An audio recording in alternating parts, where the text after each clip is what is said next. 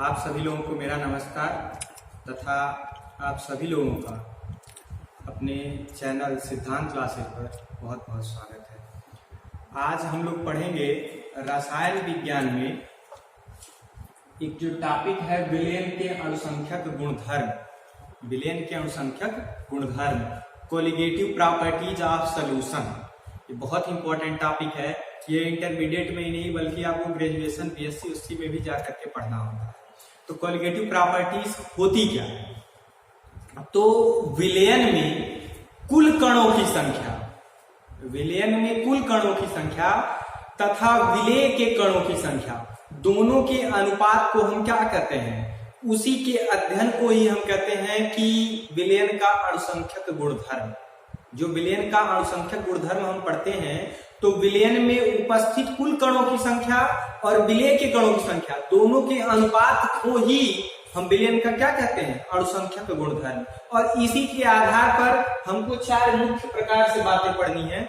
जैसे कि देख सकते हैं, वाष्प दाब का आपेक्षिक अवनमन, क्वथनांक में उन्नयन, हिमांक में अवनमन, परासरण दाब। देखिए हमने लिखा भी है विलयन के अणुसंख्यक गुणधर्म। विलयन के वे गुण जो विलयन में उपस्थित कुल कणों की संख्या तथा विलेय के कणों की संख्या के अनुपात पर निर्भर करते हैं। ये चीज याद रखना है कि विलयन में उपस्थित कुल कणों की संख्या तथा विलेय के कणों की संख्या के अनुपात को ही हम क्या करते हैं? अणुसंख्यक गुणधर्म से पढ़ते हैं। इन दोनों के अनुपात पर ही अणुसंख्यक गुणधर्म निर्भर ही करता है। और अणुसंख्यक गुणधर्म क्या क्या हो सकता है? वाष्प दाब का आपेक्षिक अवनमन, रिलेटिव लोअरिंग वेपर प्रेशर, क्वथनांक में उन्नयन, एलिवेशन इन बॉइलिंग पॉइंट, हिमांक में अवनमन, डिप्रेशन इन फ्रीजिंग पॉइंट, परासरण दाब, ऑस्मोटिक प्रेशर। ये चारों बहुत ही इंपॉर्टेंट टॉपिक हैं जो आपको पढ़ना है। चलिए अब हम देखते हैं पहला टॉपिक, वाष्प दाब का आपेक्षिक अवनमन। जैसे हमने पढ़ा है कि विलयन का अणुसंख्यक गुणधर्म, कोलिगेटिव प्रॉपर्टीज ऑफ सॉल्यूशन। तो सबसे पहला टॉपिक आता है वाष्प दाब का आपेक्षिक अवनमन, relative lowering of vapour pressure. तो पहले हम इसे समझते हैं कि किसी वाष्पशील विलायक के वाष्प द्वारा, किसी वाष्पशील विलायक के वाष्प द्वारा उसके पृष्ठ पर कार्य करने वाला दाब वाष्प दाब कहलाता है। पहले आप ये जान लीजिएगा वाष्प दाब क्या होता है। किसी वाष्पशील विलायक के वाष्प द्वारा उसके पृष्ठ पर कार्य करने वाला दाब क्या कहलाता है? वाष्प दाब कहलाता है। ठीक है, तो मान लीजिए कोई वाष्पशील द्रव विलायक का शुद्ध अवस्था में वाष्प दाब क्या है? P0। कोई भी द्रव है, लिक्विड है, अशुद्ध अवस्था में और वाष्पशील हो तो उसका वाष्प दाब क्या है? P0 है। हम आपको पहले भी बताए थे। और जो इसमें विलेय मिलाया जा रहा है वो अवाष्पशील है। विलेय क्या है? अवाष्पशील। और इसका वाष्प दाब क्या है? P। ध्यान दीजिएगा, जो विलायक है वो वाष्पशील होना चाहिए और इसका शुद्ध अवस्था में वाष्प दाब P0, और जो विलेय है वह अवाष्पशील होना चाहिए और उसका वाष्प दाब क्या होना चाहिए? P। अब ध्यान दीजिए कि जब विलायक में आप क्या मिला रहे हैं? विलेय, तो विलयन बन जाएगा ना। आप विलायक में चूंकि क्या मिला रहे हैं? विलेय मिला रहे हैं, तो विलयन बन जाएगा। तो होगा क्या कि वाष्प दाब में कमी आ जाती है। वाष्प दाब में क्या रहती है? कमी, क्योंकि अब विलायक नहीं रह गया, इसमें विलेय मिल गया। और विलायक में जब विलेय मिल गया तो ये विलयन बन गया। तब इसका वाष्प दाब क्या हो जाएगा? कम। जो विलायक का वाष्प दाब होगा वो क्या हो जाएगा? कम। तो कितना कम होगा? तो शुद्ध अवस्था में इसका वाष्प दाब क्या था? P0। और विलेय का वाष्प दाब क्या था? P। तो उसको घटा दीजिए तो आपको पता चल जाता है कि वाष्प दाब में अवनमन कितना हुआ। अवनमन का मतलब कमी से। जैसे अवनमन और उन्नयन ये मैथ का लैंग्वेज है। मैथ में आप देखते हैं तो अवनमन कोण, उन्नयन कोण वहां पे आप पढ़ते हैं तो अवनमन का मतलब कमी से हो।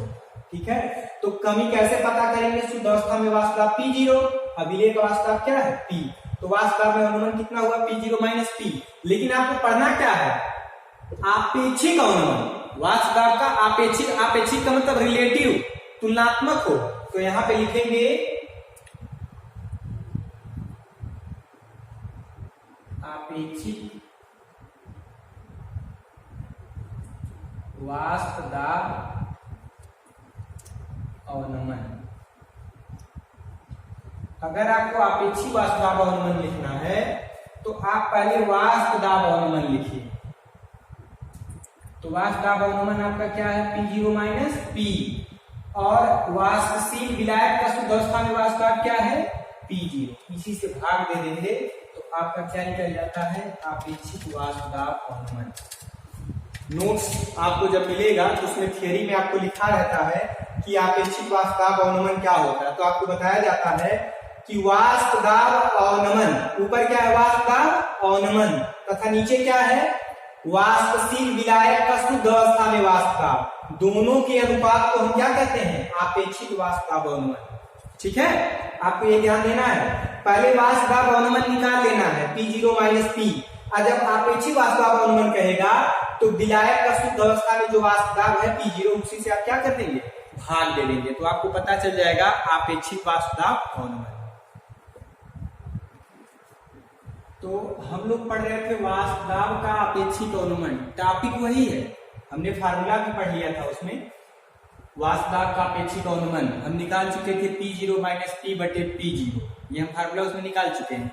लेकिन उसी में हमको थोड़ा सा राउल्ट का नियम लगाना है, तो नोट करके देखेंगे अवाष्पशील विलयनों के लिए राउल्ट का नियम, ध्यान दीजिएगा, अवाष्पशील विलयनों के लिए राउल्ट का नियम, Raoult's law for non volatile solute. तो क्या है ये अवाष्पशील विलयनों के लिए राउल्ट का क्या नियम है, तो चलिए देखते हैं।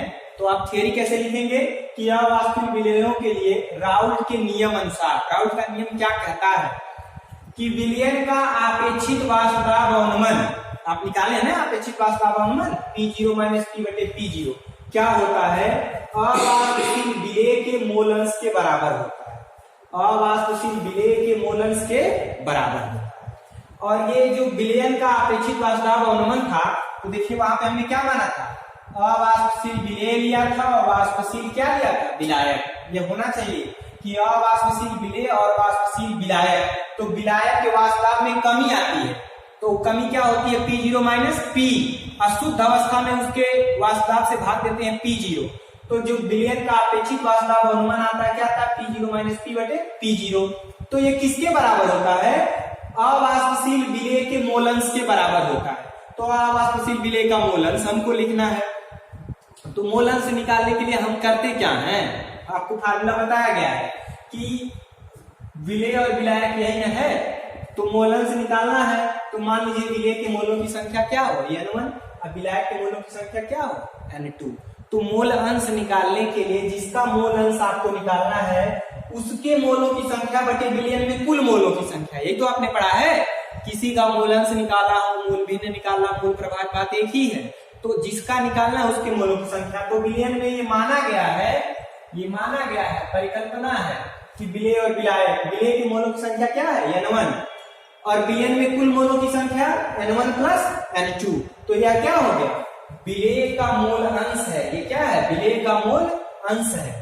तो ये किसके बराबर हो जाता है, विलयन के आपेक्षिक वाष्प दाब अवनमन के। यही राउल्ट का नियम है, एक बार फिर से समझेंगे। राउल्ट ने कहा कि विलयन का आपेक्षिक वाष्प दाब अवनमन अवाष्पशील विलेय के मोल अंश के बराबर होता है। तो अवाष्पशील विलेय का मोल अंश निकालने के लिए आपको मानना पड़ेगा, कहीं साइड वर्क कर लीजिएगा कि विलयन विलेय और विलायक से बना है, तो विलेय की मोलों की संख्या N1, विलायक की मोलों की संख्या N2। तो जिसका आपको मोल अंश निकालना है उसके मोलों की संख्या बटे कुल मोलों की संख्या, तो कुल मोलों की संख्या जोड़ के लिख दीजिए। अब देखिए मोल बराबर होता क्या है, मोल बराबर होता है भार बटे अनुभार W/m। वैसे तो आप पढ़ते हैं मोल की संकल्पना, अवोगाड्रो ने बताया कि एक मोल बराबर 6.023 × 10⁻23 अणु होते हैं। लेकिन अगर हमको साधारण, अगर हम किसी पदार्थ के मोल की बात करते हैं तो भार और अनुभार से लेके चलते हैं तो W/m। तो चूंकि विलेय है तो विलेय के लिए Wn/m1, ये भी विलेय तो Wn/m1। ये विलायक का मोल अंश है, विलायक का मोल की संख्या है, तो विलायक के लिए क्या हो जाएगा W2/m। देखिए मोल के लिए आप भार बटे अनुभार रखा W/m, तो विलेय पहला है तो इसके लिए एक, अब विलायक क्या है दूसरा है तो इसके लिए 2 W2/m2 रख लीजिए। अब देखिए क्या माना जाता है, ये आप इक्वेशन 1 मान लीजिए, इक्वेशन नंबर 2 मान लीजिए। अब क्या किया जाता है कि यदि विलयन बहुत तनु हो, बहुत पतला विलयन हो, बहुत पतला विलयन का मतलब विलेय की मात्रा बहुत कम हो, जैसे आप 1 लीटर पानी में 3 ग्राम 2 ग्राम चीनी डालिए तो बहुत पतला सॉल्यूशन बनेगा, नहीं बनेगा, बहुत तनु विलयन बनेगा। तो ऐसे ही बात कर रहा है कि यदि विलयन क्या हो बहुत तन हो, अर्थात विलयन में विलेय की सांद्रता क्या हो, नगण्य हो, न के बराबर हो। अगर हम 1 लीटर पानी में 2 ग्राम 3 ग्राम चीनी डाल देते हैं तो उसका कोई स्वाद दिखता है या नहीं आएगा, ऐसा माना जाएगा कि इसमें चीनी है ही नहीं। तो वैसे ही विलयन में विलेय की मात्रा क्या हो, नगण्य हो।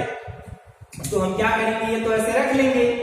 तो ध्यान दीजिएगा, समीकरण 1 से चल रहे हैं, n1 बटे n2 कर देंगे, क्योंकि ये पूरे विलयन के मोलों की संख्या है ना।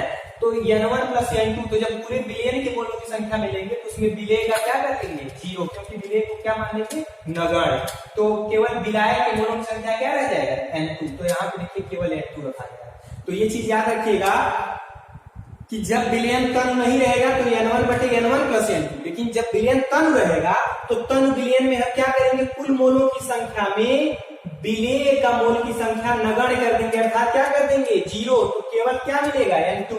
तो n1 बटे क्या हो जाएगा, n2। तो यही W1 बटे m1 W2 बटे m2, ये तनु विलयन के लिए।